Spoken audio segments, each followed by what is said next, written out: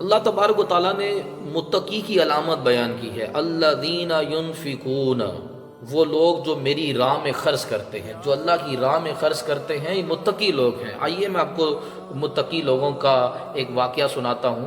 فاروق اعظم رضی اللہ تعالیٰ عنہ نے 4000 دینار کی تھیلی اپنے غلام کے ذریعے عبیدہ بن جرح رضی اللہ تعالیٰ عنہ کو پہنچائی اور کہا کہ یہ تھیلی ان کو دینا اور کچھ دن ان کے ہاں ٹھہر بھی آنا اور معاملہ دیکھ کر مجھے بتانا۔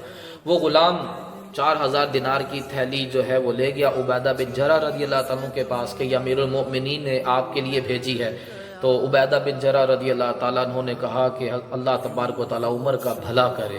آپ نے اپنی لونڈی کو بلایا، کہا کہ یہ 6 دینار فلاں کو دے آؤ، 5 دینار فلاں کو دے آؤ، یہ 4 دینار فلاں کو دے آؤ، اور وہ سارے 4000 دینار سب کے سب اللہ تعالیٰ کی راہ میں خرچ کر دیے۔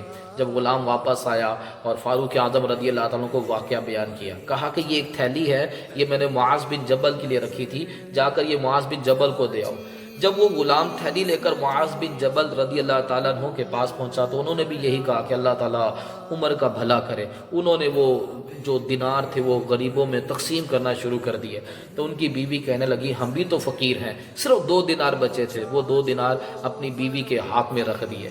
غلام واپس آ کر واقعہ بیان کیا تو فاروق اعظم رضی اللہ تعالیٰ عنہ فرمایا یہ دونوں بھائی ہیں، یہ دونوں متقی ہیں، دونوں ہی بھائی ہیں۔ الذین ینفقون، کہ متقی وہ ہیں جو اللہ تبارک و تعالیٰ کی راہ میں خرچ کرتے ہیں۔ اللہ تبارک و تعالیٰ ہمیں